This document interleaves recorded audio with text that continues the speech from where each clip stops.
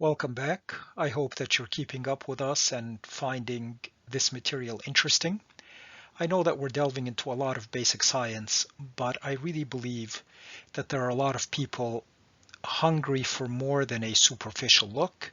And so we will now delve a little bit deeper into protein chemistry, and this will allow us to see that the chance evolution of functional proteins is actually even much less likely than we have already established.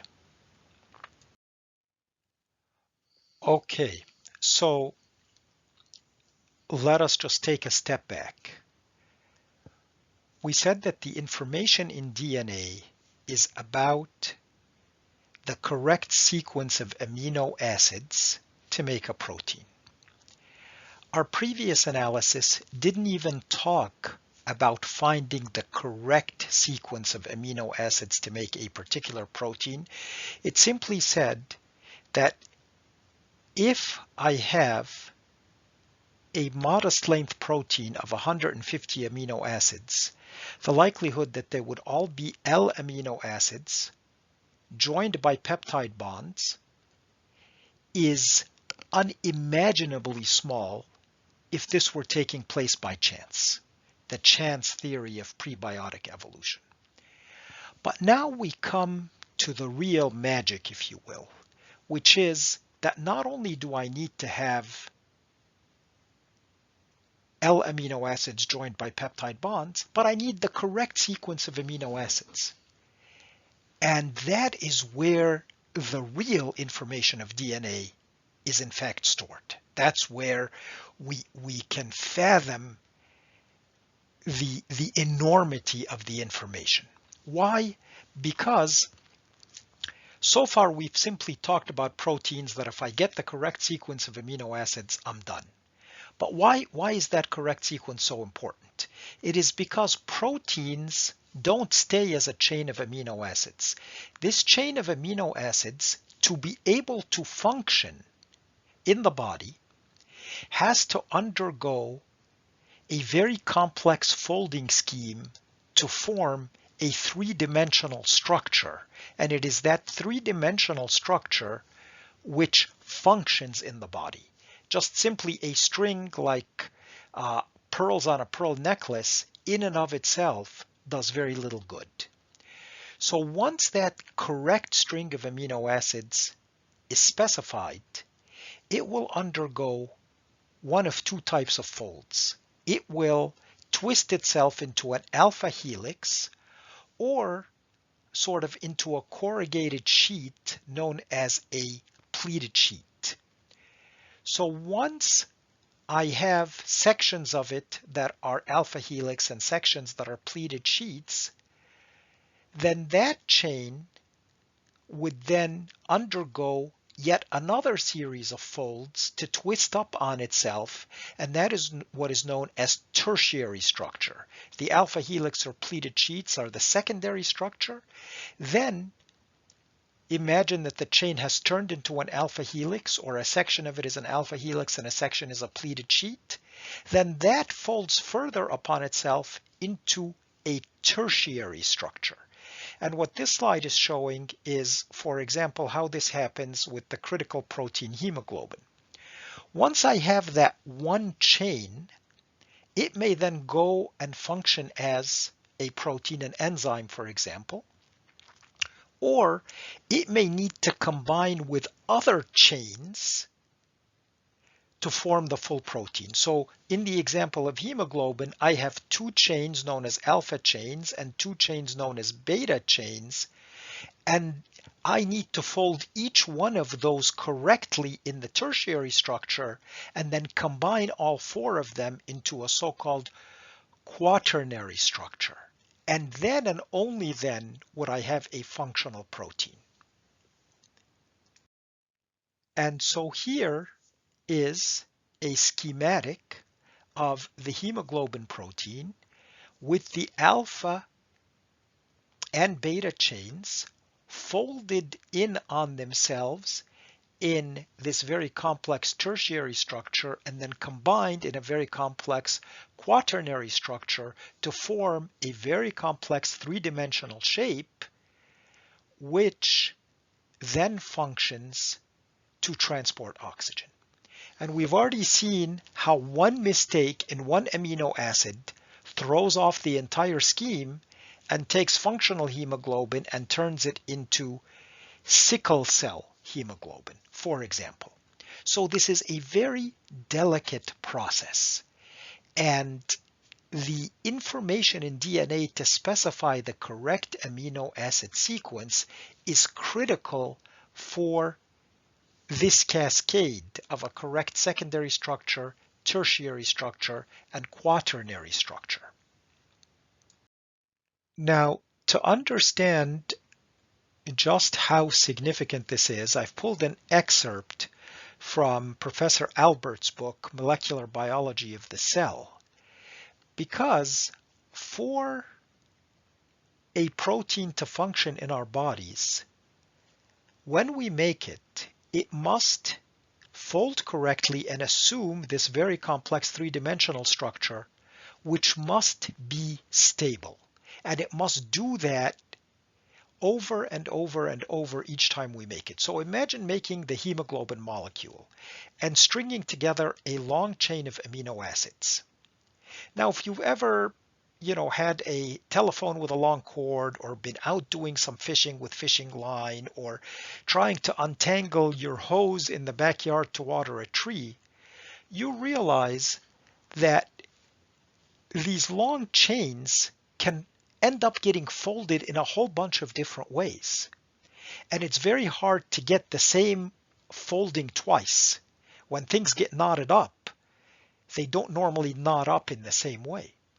But our long strings of amino acids need to fold in the exact same way every time and in the correct way, and then have that folded configuration be very stable.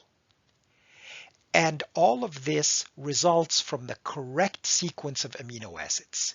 If I just start putting amino acids together at random, it becomes nearly impossible to find a string of amino acids that will always fold in the same way over and over again, and that resulting three-dimensional structure would remain stable.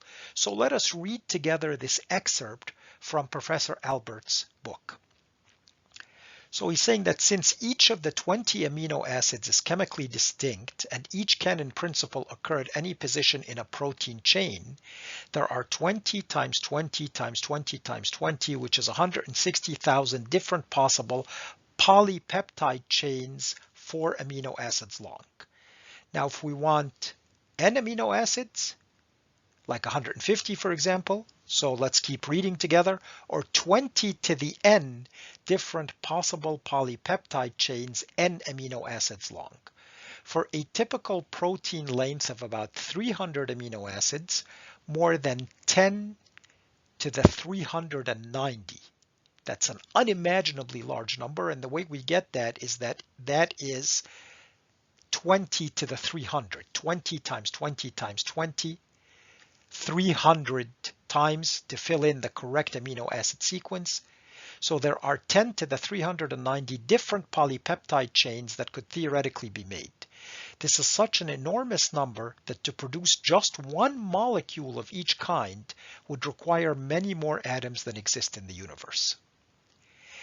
Now, of this extremely large set of possibilities, let's keep reading. Only a very small fraction of this vast set of conceivable polypeptide chains would adopt a single, stable, three-dimensional conformation.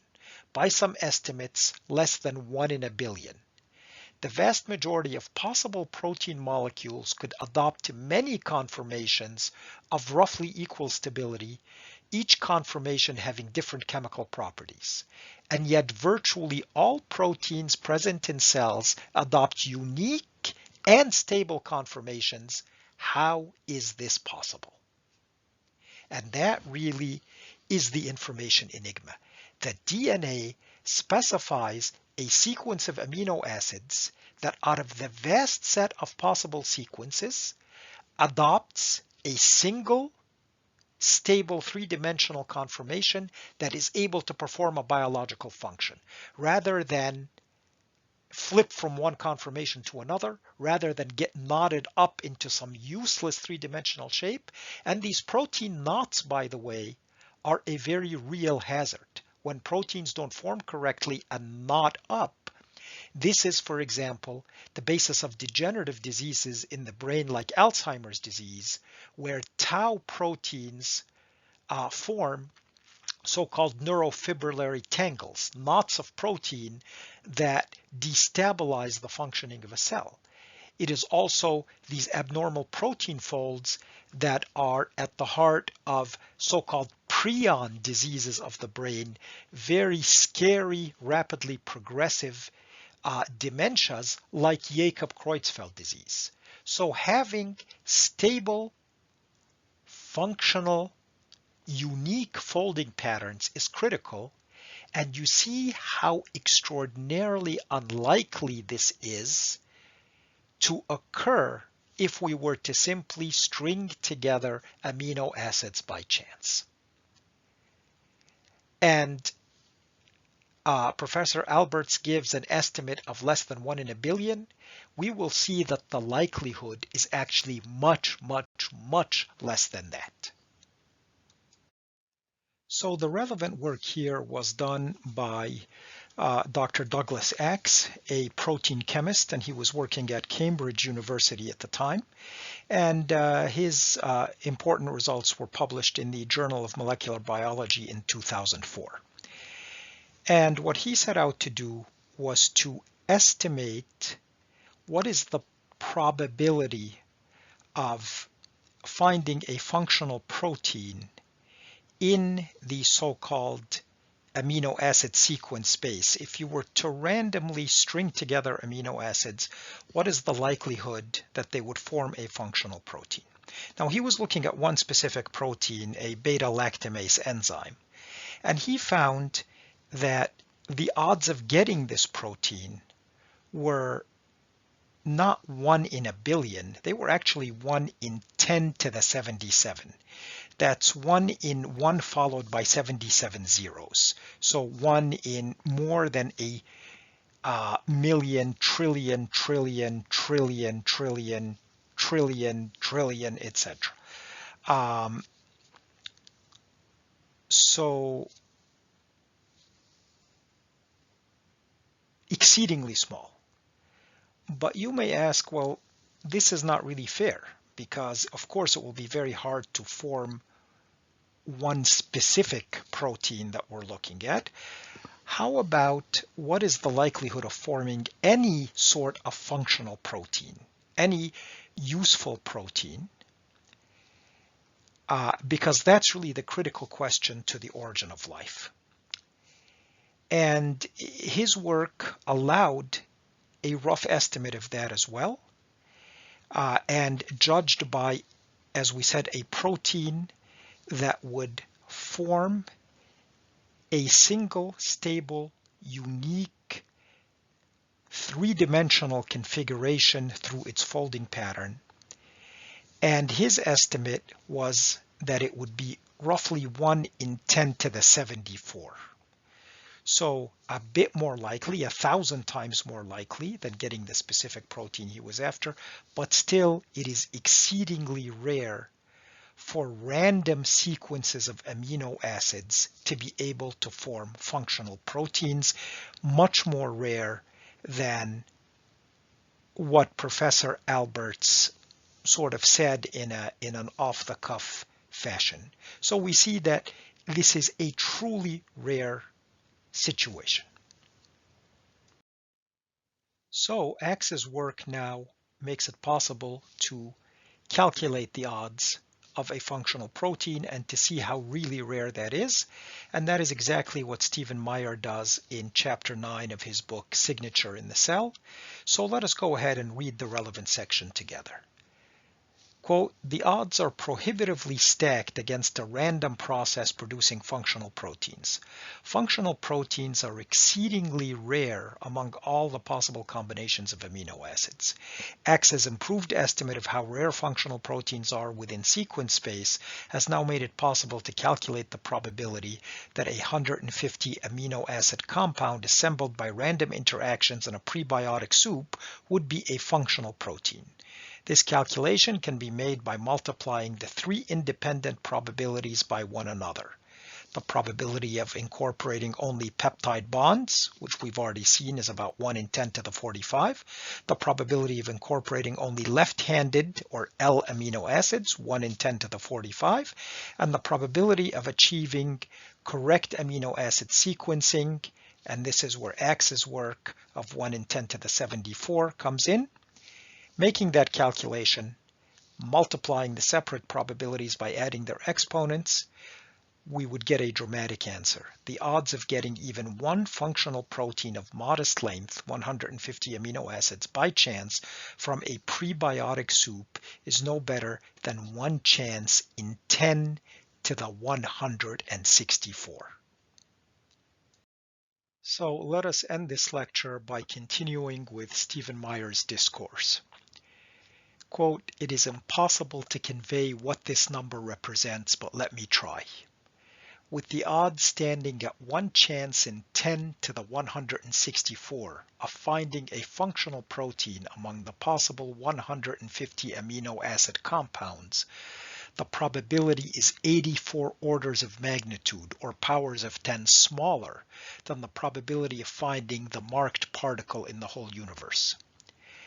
Another way to say that is the probability of finding a functional protein by chance alone is a trillion, trillion, trillion, trillion, trillion, trillion, trillion times smaller than the odds of finding a single specified particle among all the particles in the universe. So this should really be the end of the discussion on the possibility that proteins and life arose by chance, and it should give us an idea of the immense amount of information that is being specified and stored by DNA, and we will see that actually the story continues.